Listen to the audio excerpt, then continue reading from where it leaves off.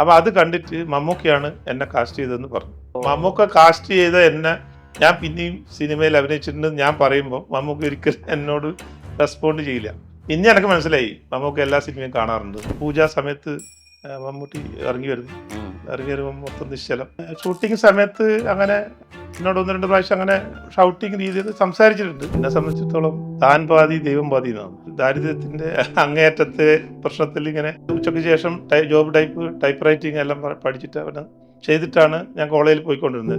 School uniform stitch ചെയ്തിട്ട് പൈസ കൊടുക്കാനില്ലായിട്ട് അവർ സ്കൂളെല്ലാം വന്ന് പ്രശ്നം ഉണ്ടാക്കിയ സംഭവമുണ്ട്. എൻ്റെ ഔദ്യോഗിക ജീവിതം പോലീസ് ഡിപ്പാർട്ട്മെന്റിലെ എസ് ഐ ആണ്. കണ്ണൂർ സ്പെഷ്യൽ ബ്രാഞ്ചാണ്. പക്ഷേ പോലീസ് എന്ന് പറയുന്നത് പണ്ടത്തെ ആ ഒരു കുട്ടപ്പിള്ള സംസ്കാരം അല്ല. ഇപ്പം ജനമൈത്രി പോലീസാണ്. പക്ഷെങ്കിൽ മരുമകൻ എപ്പോഴും എൻ്റെ മരുമകനാണ്. സിനിമേൻ്റെ ഇതിൽ എന്നെ വഴി വെട്ടിത്തെളിച്ചത് അവനാണെങ്കിലും മരുമകൻ തന്നെയാണ്. ഞാൻ അവൻ്റെ അമ്മാവനുമാണ്. ലാസ്റ്റ് ഒടുവിൽ നമ്മൾ അവരെ പിടിക്കും. പിടിച്ച സമയത്ത് നമുക്ക് ഇയാളെ കണ്ടിട്ടാണ് ഈ ഒരു മേഖലയുള്ള ജനങ്ങൾ മൊത്തം പേടിച്ച് വിറച്ച് നിൽക്കും. പോലീസുകാരനാവാൻ ഇദ്ദേഹം ആഗ്രഹിച്ചിട്ടില്ല, നടനാവുന്നത് ഇദ്ദേഹം ഒരിക്കലും ആഗ്രഹിച്ചിട്ടില്ല. എന്നാൽ രണ്ടും നടന്നിരിക്കുന്നു. കണ്ണൂർ സ്വദേശിയായ മലയാള സിനിമയിൽ ഇപ്പോൾ സ്ഥിര സാന്നിധ്യമായ ശിവദാസൻ എന്ന നടനാണ് ചേരുന്നത്. നമസ്കാരം സർ. നമസ്കാരം. അതിരടി കണ്ടിരുന്നു. പ്രസംഗം വലിച്ചു നീട്ടുന്ന, പ്രസംഗം കൊണ്ട് ആളുകളെ വെറുപ്പിക്കുന്ന, കൈയടിച്ച് പ്രസംഗം അവസാനിപ്പിക്കുന്ന പ്രൊഫസറിനെ നമ്മളൊക്കെ നമ്മുടെ കോളേജ് കാലഘട്ടത്തിൽ എവിടെയൊക്കെയോ കണ്ടിട്ടുണ്ടായിരിക്കും. അയാളെ ഏറ്റവും സ്വാഭാവികമായിട്ട് ആണ് അവതരിപ്പിച്ചിട്ടുള്ളത്. എന്തായിരുന്നു പ്രൊഫസർ ജയരാജനുള്ള റെഫറൻസ്? പ്രൊഫസർ ജയരാജൻ വെച്ചാൽ ഞാൻ മട്ടന്നൂർ PRNS കോളേജിൽ BCom വരെ പഠിച്ചതാണ്. അപ്പോൾ മട്ടന്നൂർ ഒരു കോളേജിലെ അന്തരീക്ഷത്തിൽ പലതരത്തിലുള്ള അധ്യാപകന്മാരും ലെക്ചേഴ്സും പ്രൊഫസർമാരും ഉണ്ടാവല്ലോ. അപ്പോൾ എന്നോടിങ്ങനെ ഒരു കഥാപാത്രം അവതരിപ്പിക്കണം എന്ന് പറഞ്ഞ സമയത്ത് മട്ടന്നൂർ കോളേജിലുള്ള ഒരുപാട് ആൾക്കാർ അതിനെ ഇൻഫ്ലുവൻസ് ചെയ്തിട്ടുണ്ട്. അതായത് നമ്മൾ വിദ്യാർത്ഥിയായി നിൽക്കുന്ന സമയത്ത് എല്ലാ അധ്യാപകന്മാരെയും നമുക്ക് ഒരേപോലെ ഇഷ്ടപ്പെടില്ല.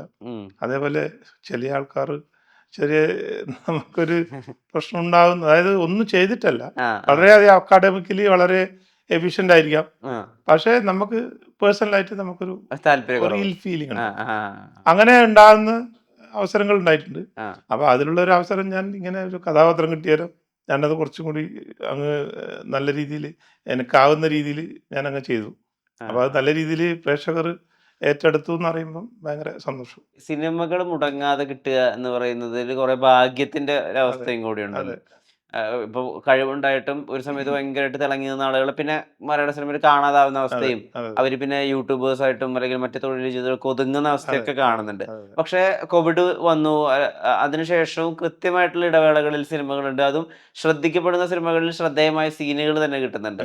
ഇത് ഭാഗ്യമാണോ, കോണ്ടാക്ട്സ് ആണോ, അത് ആളുകളായിട്ട് മെയിൻറ്റെയിൻ ചെയ്യുന്ന അടുപ്പം കൊണ്ട്, ഒരു മാർക്കറ്റിംഗ് ഉണ്ടോ സ്വയം? അല്ല, എന്നെ സംബന്ധിച്ചിടത്തോളം താൻ പാതി ദൈവം പാതി എന്നാണ്. അപ്പോൾ നിങ്ങൾ പറഞ്ഞത് പകുതി ഞാൻ മെയിൻറ്റെയിൻ ചെയ്യുന്ന കോണ്ടാക്ട്സ്, റിലേഷൻ, നെറ്റ്വർക്കിംഗ് പകുതി.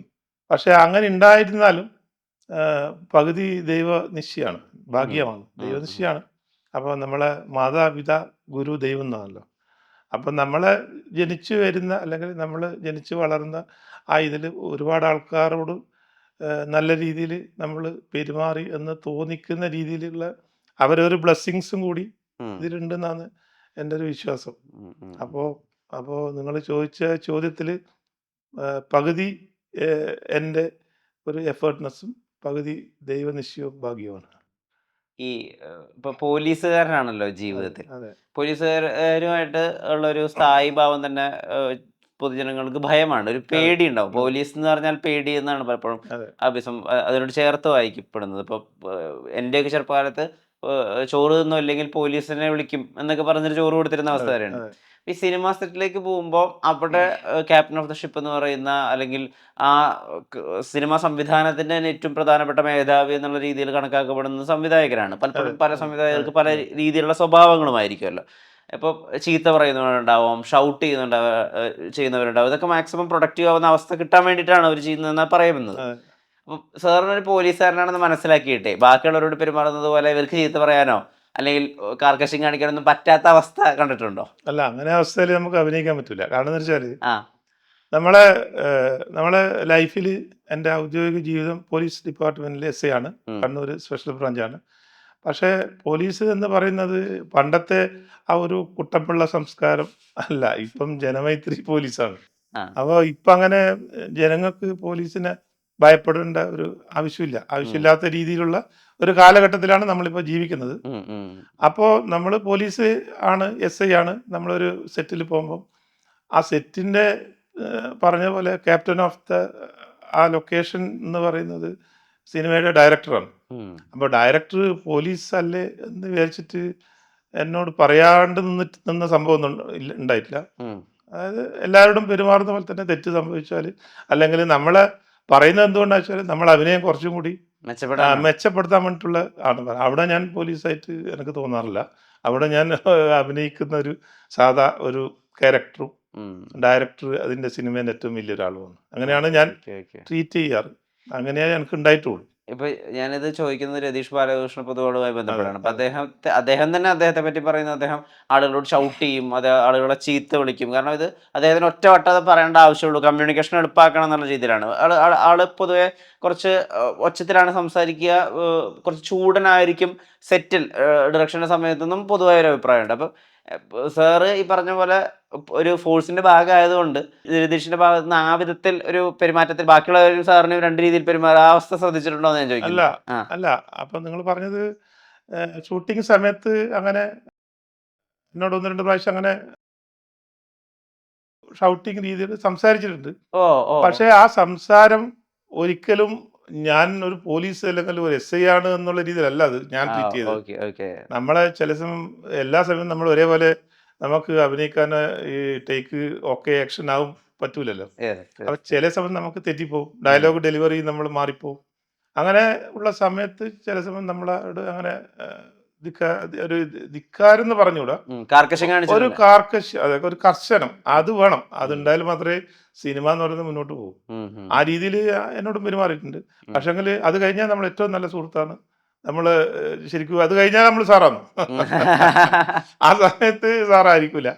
അങ്ങനെയാണ് നല്ലത്, അങ്ങനെയാണ് വേണ്ടതെന്നാണ് എൻ്റെ ഒരു നമ്മൾ ഈ ഒരു ജോലിയായിട്ട് പൊരുത്തപ്പെട്ട് വരാനൊരു സമയമുണ്ടല്ലോ. കാരണം സാർ ജീവിച്ചിട്ടുള്ള ജീവിതം, അതിന്റെ ഒരു ഡിസൈൻ എന്ന് വെച്ചാൽ എല്ലാത്തിനും സമയമുണ്ട്. ഇപ്പൊ 9 മണിക്ക് കമ്മീഷണർ ഓഫീസിൽ റിപ്പോർട്ട് ചെയ്യണമെന്ന് വെച്ചാൽ നിങ്ങൾ 8:50 തന്നെ അവരുടെ ഓഫീസിന് വാതിലിന് പുറകിലുണ്ടായിരിക്കണം. എന്നാൽ 9 മണിക്ക് അവിടെ എത്തുള്ളൂ. ഇപ്പൊ 9 മണി കഴിഞ്ഞ് പോയി കഴിഞ്ഞാൽ ഒരു പക്ഷേ ശിക്ഷകൾ വരെ ഉണ്ടാവാം, അല്ലെങ്കിൽ അതിന് മെമ്മോ വരെ ഇഷ്യൂ ചെയ്യുന്ന അവസ്ഥകൾ ഉണ്ടായിരിക്കും. ഇതിനൊക്കെ ഈ സമയം എന്ന് പറയുന്നത് വളരെ കൃത്യതയോടുകൂടിയിട്ടാണ് പാലിക്കപ്പെടുന്ന ഒരു ഏരിയ ആണല്ലോ പോലീസ് ഫോഴ്സ് എന്ന് പറയുന്നത്. എന്നാൽ സിനിമയിൽ അങ്ങനെയല്ല. ചിലപ്പോൾ 7 മണിക്ക് ഷൂട്ടിംഗ് തുടങ്ങുമെന്ന് പറയുമ്പോൾ നിങ്ങളുടെ ഷോട്ട് വരുന്നത് ചിലപ്പോൾ വൈകുന്നേരം 4 മണി വരെ ആയിരിക്കും. അതുവരെ ചിലപ്പോൾ കാത്തിരിക്കേണ്ടി വരും. ഒരു ഷൂട്ടിംഗ് എന്ന് പറഞ്ഞാൽ പകുതി കാത്തിരിപ്പും കൂടിയാണ് പല ആക്ടേഴ്സിനും.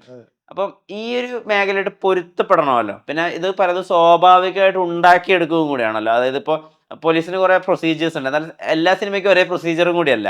ഞാൻ പറയുന്ന കാര്യങ്ങൾ മനസ്സിലായല്ലോ. ഈ ഒരു കലാസങ്കേതമായിട്ടുള്ള പൊരുത്തപ്പെടൽ എളുപ്പം കൊണ്ട് സാധിച്ചോ? അല്ല, അതെന്താ പ്രശ്നം എന്ന് വെച്ചാൽ പോലീസ് എന്ന് പറയുന്നത് പങ്ക്ച്വാലിറ്റി, അതിൻ്റെ ഡിസിപ്ലിൻ പങ്ക്ച്വാലിറ്റി എന്ന് പറയുന്നത് അതിൻ്റെ മുഖ്യ കണ്ണിയാണ്. അതില്ലേ നമുക്ക് പോലീസിൽ മുന്നോട്ട് പോകാൻ പറ്റില്ല. അതേസമയം നമ്മളൊരു സിനിമ അല്ലെങ്കിൽ ഒരു കലാപരമായ ഒരു സംഭവം എന്ന് പറയുമ്പോൾ നമ്മൾ പറയുന്ന ഇപ്പോൾ 7 മണിക്ക് സൈറ്റിൽ ലൊക്കേഷനിൽ എത്തണം എന്ന് പറഞ്ഞാൽ കറക്റ്റ് 6:55 ഞാൻ എത്തും. 6 മണിക്ക് റെഡിയാണെന്ന് പറഞ്ഞാൽ 5:55 ഞാൻ റെഡിയാവും. പക്ഷേ ഈ പറയുന്ന ഷൂട്ട് തുടങ്ങുന്ന ചില സമയം ലേറ്റ് ആവും. അത് എൻ്റെ മിസ്റ്റേക്ക് അല്ല.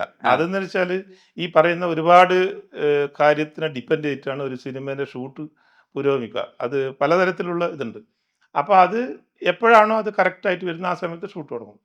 അതിന് ഞാൻ വെയിറ്റ് ചെയ്തേ പറ്റൂ. കാരണമെന്ന് വെച്ചാൽ നമ്മളെ ഉള്ളിലുള്ള ഒരു മോഹവും ഒരു ആഗ്രഹവും കൂടി ആ സിനിമയിലൂടെ നമ്മൾ പുറത്ത് കാണിക്കുന്നതല്ലേ.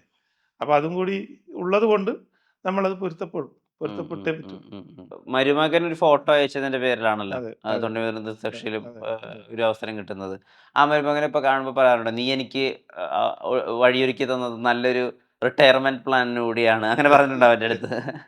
അങ്ങനെയല്ല, മരുമകൻ ഈ പറയുന്ന ഞാൻ അറിയാതെ അവര് ഒറിജിനൽ പോലീസിനെ ആണെന്നിട്ട് കാസ്റ്റ് ചെയ്ത് കൊടുത്തു. തൊണ്ടി മുതലിന്. തൊണ്ടി മുതൽ അത് ഞാൻ സെലക്ട് ആയതിനു ശേഷം ഒരുപാട് സിനിമ അഭിനയിച്ചു. പക്ഷെങ്കിൽ മരുമകൻ എപ്പോഴും എൻ്റെ മരുമകനാണ്. സിനിമേൻ്റെ ഇതിൽ എന്നെ വഴി വെട്ടിത്തെളിച്ചത് അവനാണെങ്കിലും മരുമകൻ തന്നെയാണ്. ഞാൻ അവൻ്റെ അമ്മാവനുമാണ്. പക്ഷെങ്കിൽ അവനോടൊരു ഒരു ആത്മബന്ധം കൂടും. കാരണം എന്ന് വെച്ചാൽ എന്നെ ഈ വഴിയിലേക്ക് തിരിച്ചു വിട്ടതിൽ കാരണക്കാരനായ ഒരാൾ അവനാണ്. അതെ, അപ്പം അതെ, അതെ, അതെ. അതും നേരത്തെ പറഞ്ഞ ദൈവത്തിന്റെ ഒരു കൈയുണ്ട്. കളിയായിരിക്കാം. ആ, ആ, ആ. കൈയായിരിക്കാമെന്ന് ഞാൻ വിശ്വസിക്കുന്നു. സേനയിലെത്തിയതിനു ശേഷമേ ഇപ്പൊ ഒരിക്കലും ആഗ്രഹിച്ചിട്ടുണ്ടായിരുന്നില്ല പോലീസുകാരനാവാനെന്ന് കേട്ടിട്ടുണ്ട്. അതെ. ഏഹ് ഈ ഈ ഈ പ്രൊഫഷൻ എന്തായിരുന്നു ഇതിനെ അട്രാക്ട് ചെയ്ത കാര്യം? ഒന്ന് ഈ സിനിമയൊക്കെ ഉണ്ടാക്കിയ ഒരു ലാർജർ ദാൻ ലൈഫ് സ്വഭാവമായിരുന്നോ? അതോ സർക്കാർ ജോലി കിട്ടുന്നതിന്റെ ഒരു സെക്യൂരിറ്റി ഉണ്ടല്ലോ. ഇപ്പൊ വിവാഹത്തിനായാലും ശരി, ജീവിതത്തിനായാലും ശരി. എന്താ ശരിക്കും ആത്മാർത്ഥമായിട്ട് പറയുകയാണെങ്കിൽ പോലീസുകാരനാവാമെന്ന് തീരുമാനിക്കാനുണ്ടായ കാരണം?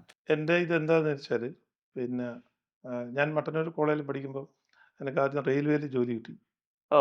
റെയിൽവേയിൽ ജോലി കിട്ടി മീൻസ് റെയിൽവേയിൽ എഴുത്ത് പരീക്ഷ കഴിഞ്ഞു, ഇന്റർവ്യൂ കഴിഞ്ഞു. ആ, ഇന്റർവ്യൂ കഴിഞ്ഞ സമയത്ത് ഞാനിത് വെയിറ്റ് ചെയ്യുന്നതാണ് ആ, അപ്പോയിൻമെൻ്റ് റൗണ്ട്. ആ സമയത്ത് കിട്ടിയില്ല. അത് ആ. എന്തോ വിജിലൻസ് എന്തോ പ്രശ്നമായി ലിസ്റ്റ് ക്യാൻസൽ ചെയ്തു. അത് കഴിഞ്ഞതിന് ശേഷം എനിക്ക് മർച്ചൻ്റ് നേവിയിൽ കിട്ടി. മർച്ചൻ്റ് നേവിയിലും ലാസ്റ്റ് ഘട്ടത്തിൽ ഒരു പ്രത്യേക സാങ്കേതിക പ്രശ്നം പറഞ്ഞ് അത് ഒഴിവായി. ഉം, ഉം, ഉം. മൂന്നാമത് ഞാൻ PSC പരീക്ഷ എഴുതിയിട്ട് കിട്ടുന്നതാണ് പോലീസ്. അപ്പോൾ ഞാനന്ന് അതായത് ദാരിദ്ര്യത്തിൻ്റെ അങ്ങേയറ്റത്തെ പ്രശ്നത്തിൽ ഇങ്ങനെ സ്വയം അതായത് ഉച്ചയ്ക്ക് ശേഷം ജോബ് ടൈപ്പ് റൈറ്റിംഗ് എല്ലാം പഠിച്ചിട്ട് അവിടെ ചെയ്തിട്ടാണ് ഞാൻ കോളേജിൽ പോയിക്കൊണ്ടിരുന്നത്. LIC ഏജൻസി എടുത്തു. അങ്ങനെയായിരുന്നു ഞാൻ കോളേജിൽ പോയിക്കൊണ്ടിരുന്നത്. അപ്പോൾ എനിക്ക് നിർബന്ധമായിട്ട് ഒരു ജോലി വേണം. ഓ! ഡു മസ്റ്റാണ്. ഓർ ഡൈ ആണ് അപ്പോൾ ജോലി. എനിക്ക് മൂന്നാമത്തെ ജോലി കിട്ടിയത് പോലീസിൻ്റെയാണ്. അപ്പോൾ ഞാനത് വളരെയധികം സന്തോഷത്തോടെ എനിക്ക് ഒരു അധ്യാപകനാവണം എന്നായിരുന്നു എൻ്റെ മനസ്സിൽ. പക്ഷേങ്കിൽ മനസ്സിലുള്ളത് നമ്മളെ എല്ലാ ഇതും അതേപോലെ കിട്ടണമെന്നില്ലല്ലോ. പക്ഷേങ്കിൽ പോലീസിൽ ജോലി കിട്ടി. ഏകദേശം 1,00,000 മേലെ ആൾ പരീക്ഷ എഴുതിയതിൽ എനിക്ക് ജോലി കിട്ടി. അങ്ങനെ 93 ഏപ്രിൽ പോലീസിൽ ജോയിൻ ചെയ്തു. ഇപ്പം 33 വർഷവും 3 മാസമായി. അപ്പോൾ ആ ജോലി കിട്ടിയതിൽ ഞാൻ സംതൃപ്തനാണ്. ഞാൻ സാറ്റിസ്ഫൈഡ് ആണ്. അതുമാത്രമല്ല ആ ജോലിയാണ് എന്നെ പലതരത്തിലും ഈ പറയുന്ന സിനിമയെല്ലാം എത്തിച്ചത് ആ ജോലിയും കൂടിയാണ്.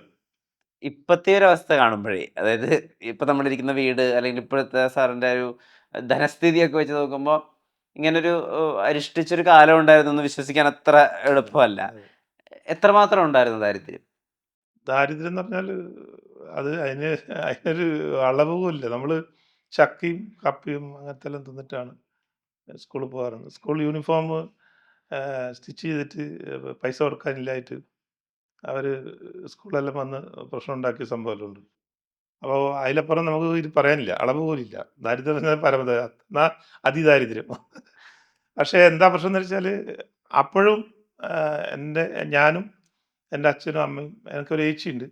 നമുക്ക് ഒരു ഒരു പ്രതീക്ഷയുണ്ടായിരുന്നു. ഒരു പ്രത്യാശയുണ്ട്. നമുക്ക് എപ്പോഴെങ്കിലും ഒന്ന് മാറി എത്താനുള്ളൊരു സംവിധാനം ഉണ്ടാവും എന്ന്. അപ്പോൾ ആ ഒരു പ്രതീക്ഷ ഈ പറയുന്ന പോലെ ദൈവം കൈവിട്ടിട്ടില്ല. എൻ്റെ വീടിന് തൊട്ടപ്പുറമാണ് നായിക്കാലി ശ്രീ ദുർഗാ ഭഗവതി ക്ഷേത്രം. അപ്പോൾ രാവിലെ മുതലേ അവിടെ പോവും. അപ്പോൾ ആ രീതിയിലുള്ളൊരു ദൈവികമായ ഒരു സംഭവം, ആ ഒരു ചുറ്റുപാടും, ആ ഒരു സംസ്കാരത്തിലാണ് ഞാൻ ജനിച്ചു വളർന്നത്. അപ്പോൾ എൻ്റെ പ്രതീക്ഷ കൈവിട്ടിട്ടില്ല. ഇനിയും ഒരുപാട് പ്രതീക്ഷകളുണ്ട്. അതും ലഭിക്കുമെന്നാണ് എൻ്റെ ഒരു വിശ്വാസം.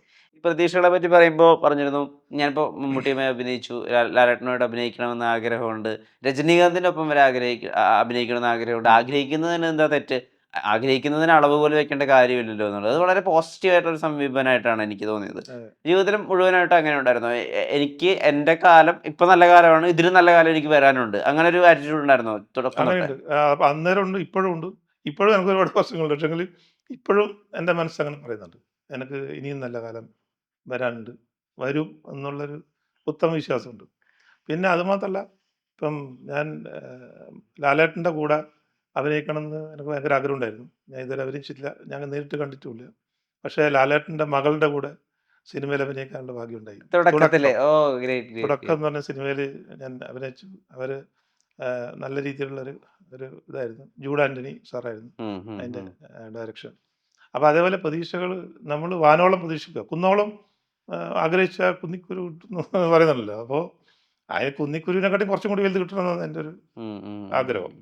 ഇങ്ങനെ ആഗ്രഹിച്ച വേറൊരു മനുഷ്യനോട് എനിക്കറിയാം. ആഗ്രഹ നടൻ എന്നൊക്കെ വിളിക്കുന്ന ശ്രീ മമ്മൂട്ടി. ആ അദ്ദേഹമായിട്ട് വലിയ ഒരു ഹൃദയബന്ധം സൂക്ഷിക്കുന്ന ഒരാളായിട്ടാണ് അതെ. തോന്നിയത്. അതായത് ഇപ്പോൾ വെഡിങ് ആനിവേഴ്സറി ഒക്കെ ഉണ്ടാകുമ്പോൾ today is my 21st wedding anniversary Mammukka എന്ന് പറയുമ്പോൾ ഹാപ്പി വെഡിങ് ആനിവേഴ്സറി എന്ന്. അത് ആ മിനിറ്റുകളുടെ വ്യത്യാസം നമുക്കറിയാം. അതായത് ഒരു 11:21 മെസ്സേജ് അയക്കുമ്പോൾ 11:23 നമുക്ക് തിരിച്ച് റിപ്ലൈ അയക്കുകയാണ്. അപ്പോൾ ആ ഒരു അടുപ്പം ഉണ്ടല്ലോ, അതായത് അത്രയും അടുപ്പമുള്ള ആളുകൾക്കാണല്ലോ ഇൻസ്റ്റന്റ് ആയിട്ട് മെസ്സേജ് അയക്കാം. നമുക്ക് എല്ലാവർക്കും റിപ്ലൈ കൊടുക്കുന്ന ഒരാളാണ്. എന്നാൽ പോലും അതെങ്ങനെ സാധിച്ചു? അദ്ദേഹത്തിന്റെ ഒരു സങ്കേതത്തിലേക്ക് എങ്ങനെ ചെന്ന് പെട്ടു? അല്ല അതെന്ന് വെച്ചാൽ ഞാൻ അവിചാരിതമായി ഇതേപോലെ തന്നെ എനിക്കൊരു കാസ്റ്റിംഗ് ഇത് കോള് വന്നു. ആ.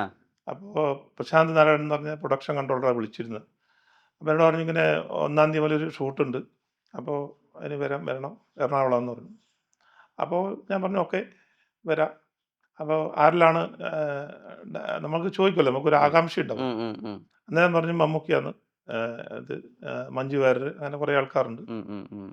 അങ്ങനെ അവിടെ പോയി നമ്മൾ പൂജാ സമയത്ത് മമ്മൂട്ടി ഇറങ്ങി വരുന്നു. ഉം. ഇറങ്ങി വരുമ്പോൾ മൊത്തം നിശ്ചലം.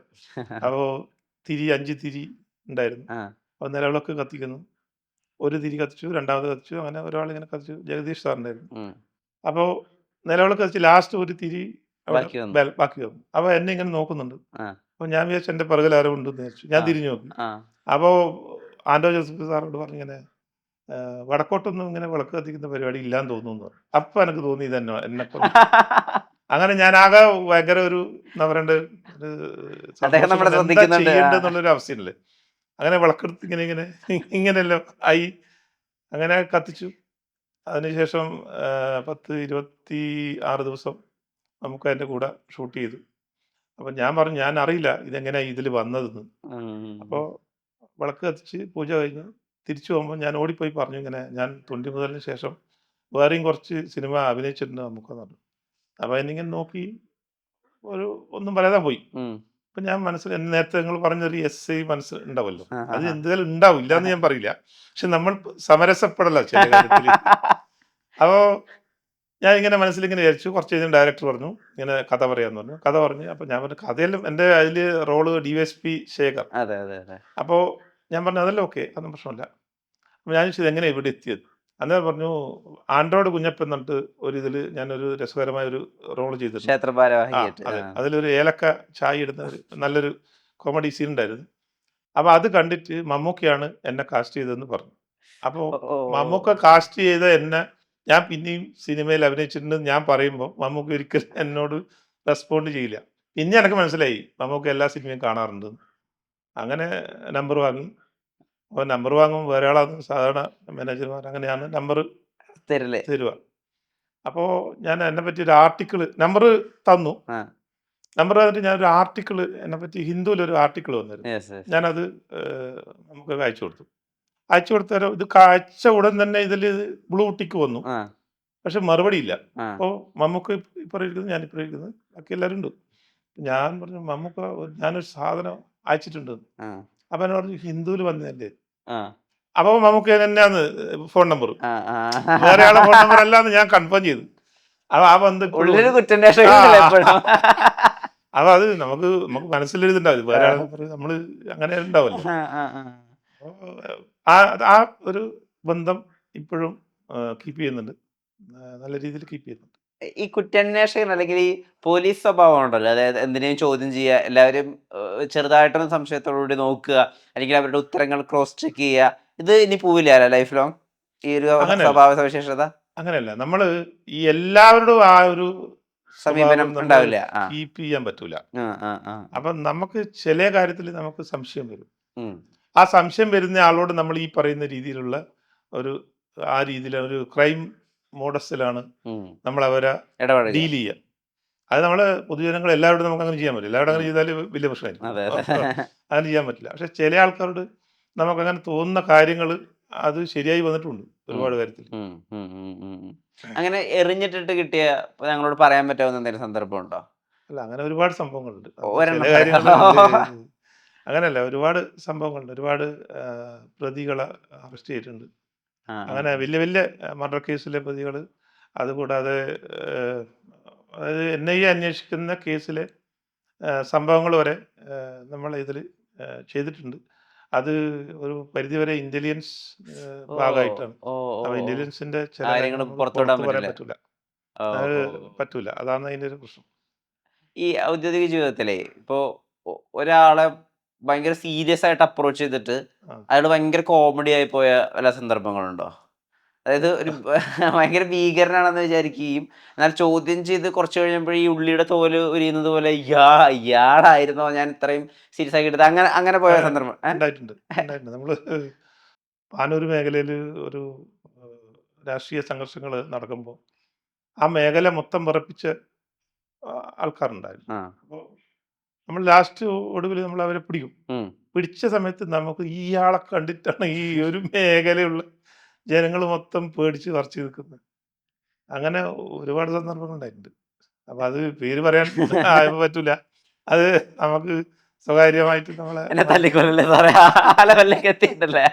അങ്ങനെ ഒരുപാട് കാര്യങ്ങളുണ്ട്. ആ. ഒരുപാട് കാര്യങ്ങളുണ്ട്. നമ്മളെ നിരവധി മർഡർ പ്രതി ഉണ്ട് ഒരാൾ. ഉം. അപ്പൊ നമ്മൾ പിടിച്ച സമയത്താണ് അയാൾ അറിയാതെ ആയി പോന്നിയ പല കാര്യങ്ങളും. ആ. അയാൾക്കൊരു ഇത് വെച്ചാല് അങ്ങനെ ഒരു അയാൾക്കൊരു ക്രുവൽറ്റി ഉം. മോഡസ് ആണ്. ഉം. ഉം. ഉം. അതല്ലാതെ അയാൾക്ക് അത്ര വലിയ ധൈര്യവും കാര്യങ്ങളൊന്നുമില്ല.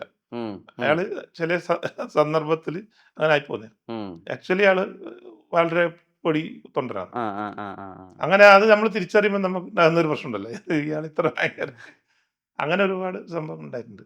ഈ പോലീസുകാരനായതുകൊണ്ട് ഈ പല സ്ഥലത്തും നിങ്ങളുടെ സാമീപ്യം കൊണ്ട് തന്നെ കിട്ടുന്ന ഈ അധിക ബഹുമാനം, ആ. അല്ലെങ്കിൽ അധിക ഭയം, അല്ലെങ്കിൽ ഈ സ്പെഷ്യൽ കൺസിഡറേഷൻസ്, ഇപ്പോൾ ഈ പോലീസുകാരനെ കണ്ടാൽ തന്നെ അപ്പം തന്നെ സിഗരറ്റ് എടുത്ത് നിലത്തിടല്, അല്ലെങ്കിൽ മുണ്ടഴിച്ചിടല്, ഈ കാര്യങ്ങളൊക്കെ കരിയറിൻ്റെ ഒരു തുടക്കത്തിൽ പെട്ടെന്ന് ഉൾക്കൊള്ളാൻ സാധിക്കുമായിരുന്നോ? അല്ല, ആദ്യം അങ്ങനെ ഉണ്ടായിരുന്നു. ആ. ആദ്യം അങ്ങനെ ഉണ്ടായിരുന്നു. നമുക്കൊന്നും സംശയമാവും. ഇതെന്താ ഇവനിങ്ങനെ ചെയ്യുന്നെന്നുള്ളൊരു ഒരു പ്രശ്നം ഉണ്ടാവും.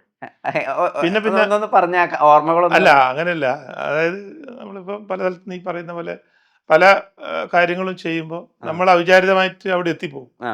അവിടെ എത്തുമ്പോൾ അവരപ്പട് കംപ്ലീറ്റ് മാറി ആകെ ഒരു പൊടിച്ച് പറിച്ച് നല്ല രീതിയിലുള്ളൊരു ഒരു പാവം പയ്യനായിട്ട് അങ്ങനെ അങ്ങനെ മാറും. അപ്പോൾ നമ്മളെ പോലീസ് എന്ന് പറയുന്നത് ജുഡീഷ്യറി എക്സിക്യൂട്ടീവിൻ്റെ ഒരു ഭാഗമാണ് പോലീസ്. Yes, yes. അപ്പോൾ അവർക്ക് അതുപോലെ തന്നെ നിയമം നടപ്പിലാക്കാനുള്ള ഒരു ഏജൻസി എന്നുള്ളൊരു ഇതായതുകൊണ്ട് തന്നെ അവർക്ക് ചില സമയം പേടി തോന്നുന്നുണ്ടാവും. ഉം. അത് പിന്നെയാണ് ഞാൻ മനസ്സിലാക്കി. ആദ്യം ഒന്നും മനസ്സിലായിട്ടില്ല. ആദ്യം നമുക്ക് ഒരു രസം. കാരണം വെച്ചാൽ വേറൊരു ജോലിക്കും അങ്ങനെ ഒരു ഇത് ഉണ്ടാകുന്ന കാരണം ഇപ്പം വേറൊരു സിവിൽ ജോലിക്ക് അങ്ങനെ ഒരു പ്രശ്നം കാണുന്നില്ല. ഉം. പക്ഷേ ഉം. ഉം. ഒരു ഫോഴ്സ് ജോലി വരുമ്പം ഇങ്ങനെ നമ്മളോട് പെരുമാറുമ്പോൾ നമുക്കും തോന്നും എന്തോ ഒരു പ്രശ്നം അയാളിലുണ്ട്. ഉം. അതാണ് അയാൾക്ക് ഇത്ര ഒരു ബഹുമാനം അല്ലെങ്കിൽ ഇത്ര ഒരു വിനയം, റെസ്പെക്റ്റ് എന്ന് നമുക്ക് മനസ്സിൽ തോന്നും. ഉം. പക്ഷേ പിന്നെ നമുക്ക് മനസ്സിലാവും ഇതാണ് കാര്യം. ഇതാണ് ഇതിൻ്റെ അടിസ്ഥാനപരമായ കാര്യം എന്ന് മനസ്സിലാവും.